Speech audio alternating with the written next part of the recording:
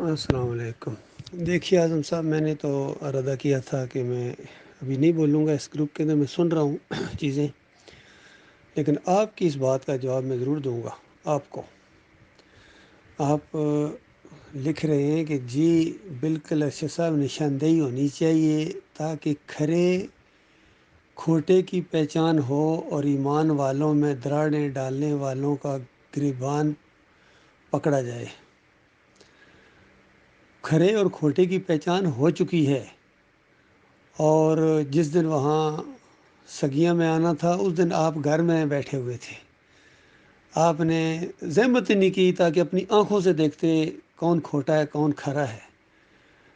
تو اب آپ کا یہ کہنا یہ مناسب نہیں ہے۔ دیکھیے وہ کہتے ہیں پتہ نہیں سام گزر گیا اب لکیر پیٹا کر، یا وہ پاجامہ جو عید والے دن نہیں کام آیا بعد میں اس کو ہم نے کیا کرنا ہے۔ جب موقع کی بات ہوتی ہے، موقع تھا، اب سب لوگ وہاں آتے، اپنی آنکھوں سے دیکھتے، اور پھر آپ کو پتہ چلتا کہ کون کھوٹا ہے اور کون کھرا ہے۔ پھر گھر بیٹھ کے تو پہچان نہیں ہوگی نا۔ جب وقت اب باہر آنے کا، اس وقت آپ گھر بیٹھے ہوئے تھے، اور اب کہتے ہیں کہ ہاں جی وہ کر لیتے ہیں جی پہچان تاکہ وہ ہو چکی ہے۔ اگر آپ کو نہیں ہوئے تو آپ لگے رہیں، اپنی تحقیق کریں، جو مرضی کریں، پورے وقت آپ کے پاس قیامت تک کے لیے ہے۔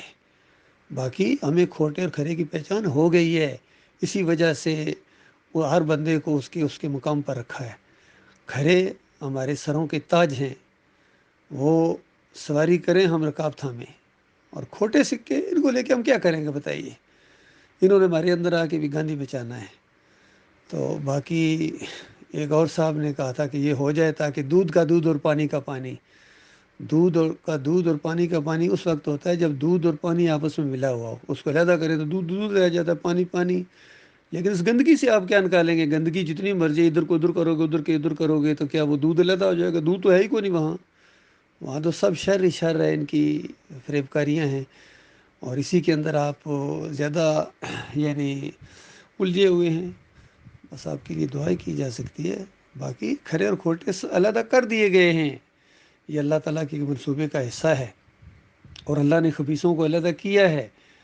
یہ اور بات کہ خبیث جو ہے وہ مومنوں کو خبیث کہہ رہے ہیں، اب ان کا منہ تو ہم نہیں پکڑ سکتے ہیں۔ یا آج کھوٹوں کو کوئی کھرا کہنا شروع کر دے یا کھرے کو کھوٹا کہنا شروع کر دے، تو اس سے کیا فرق پڑتا ہے؟ حقیقت تو اپنی جگہ قائم ہے۔ باقی زیادہ دیر کوئی نہیں ہے، تھوڑا سا صبر کر لیں، مرنے کے ساتھ سب کو پتہ چل جائے گا کیا کوئی لے کے آیا اور کیا کوئی، کون مخلص تھا اور کون غیر مخلص تھا، کون جھوٹے تھے اور کون سچے تھے، کس نے سچوں کا ساتھ دیا اور کس نے جھوٹوں کا ساتھ دیا، اور کس نے مومنوں کی جماعتوں کے اندر دراڑیں ڈالی، ان کا شرازہ بکھیرا، ٹکڑے ٹکڑے کر دیا۔ یہ اللہ تعالیٰ خوب جانتا ہے ان ظالموں کو، کہ ایک ایک ظالم کو اللہ جانتا ہے، اور کس نے اب عدم مچایا ہوا ہے اور مومنوں کو آپس میں لڑا رہا ہے، مومنوں کے آپس میں اختلافات ڈال رہا ہے، نہیں ملنے دیتا آپس میں۔ یہ سب کچھ معلوم ہے اللہ تعالیٰ کو، فکر نہ کرو۔ تو باقی ایک حدیث میں آپ کو یاد دہانی کے طور پر سنا دوں۔ نبی علیہ السلام نے فرمایا، یہ راوی ہیں عبداللہ بن عمر رضی اللہ تعالیٰ، انہوں نے کہا کہ میں نے خود سنا ہے نبی صلی اللہ علیہ وآلہ وسلم سے کہ قیامت کے دن باغیوں کی پیٹھ کے اوپر جھنڈا گاڑا جائے گا ان کی بغاوت کے سائز کے مطابق۔ تو اس وقت سب پتہ چل جائے گا کون بڑے سائز کا مجرم تھا، کون تھوڑا کم تھا، کون اس سے کم تھا، کون صرف بیچ میں ذرا پیچھے وہ چلنے والا تھا۔ یہ سارا وہاں راز کھل جائے گا۔ ہمیں پوری طرح شرح صدر ہے، پورے شعور کے ساتھ اور فہم و فراست کے ساتھ اور پورے تجربے کے ساتھ یہ بات کہی جا رہی ہے، ٹھیک ہے؟ باقی آپ نے اعتماد نہیں کیا ہے، کوئی بات نہیں، یہ تو آپ کی اپنی قسمت ہے، اور اپنی اپنی نصیب کی بات ہے۔ باقی یہ جتنا معاملہ وہاں ہوا تھا، 2 سال یہ ان کی رجیم چینج کی وہ تحریک وہاں چلی تھی، میں وہاں بیٹھا، میں ڈائری لکھا کرتا تھا۔ اعظم صاحب صرف اسی بات کے اوپر غور کریں، ایک بندہ ہر جمعرات کو اس پوری سسٹم کی ڈائری لکھتا ہے، اور ایک بندہ یہاں لاہور میں بیٹھا ہے، اس کو پتہ ہی کوئی نہیں وہاں کیا ہو رہا ہے، اور اب بتا رہا ہے وہ 2005 میں جب ہوا تھا تو 2007 میں ہوا تھا۔ تو وہ اللہ کے بندو اعتماد کرو، میں صحیح بات آپ کو بتا رہا ہوں، میں آپ کا خیر خواہ ہوں، بھائی ہوں آپ کا، لیکن آپ نے اعتماد نہیں کیا، کوئی بات نہیں، یہ تو ہے اپنی اپنی، پھر میں کہوں گا نصیب کی بات ہے، اپنی اپنی قسمت کی بات ہے۔ اور یہ سب بالکل میری آنکھوں کے سامنے یہ سارے معاملات ہوئے ہیں، ان کی ایک ایک بات، ان کی ایسی چیزیں جو عقل حیران ہے کہ ایسے لوگ ایسے لوگ دینداری کا آپ دعویٰ کریں اور ڈاکٹر عثمانی رحمۃ اللہ علیہ کا ساتھی ہونے کا دعویٰ کریں، یہ بالکل اسی طرح کی بات ہے جس طرح مشرکین مکہ کہتے تھے ہم ابراہیم علیہ السلام کے ماننے والے ہیں۔ تو اللہ تعالیٰ نے ان کو جواب دیا کہ بے ایمانو، تمہیں ابراہیم علیہ السلام سے کیا تعلق ہے؟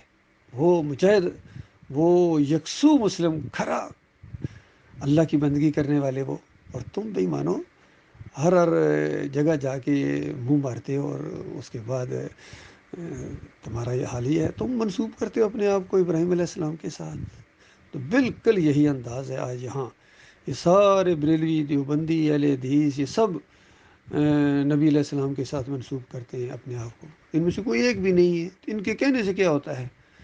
تو یہ دعوت اٹھی، اس کے بعد ڈاکٹر گسد الدین عثمانی رحمۃ اللہ علیہ کے ذریعے دعوت سامنے آئی اور آج سے 37 سال پہلے میں نے اس کو قبول کیا، اس دعوت کو بالکل دل کے گہرائی کے ساتھ کلمہ پڑھا، اور بہت ہی زیادہ یعنی یہ دعوت میرے دل کی آواز، اور اس کے لیے بالکل میں نے سردار کی بازی لگا دی، اور پوری زندگی کا یہ فیصلہ ہے کہ اسی کے لیے جیوں گا اور اسی کے لیے مروں گا انشاءاللہ۔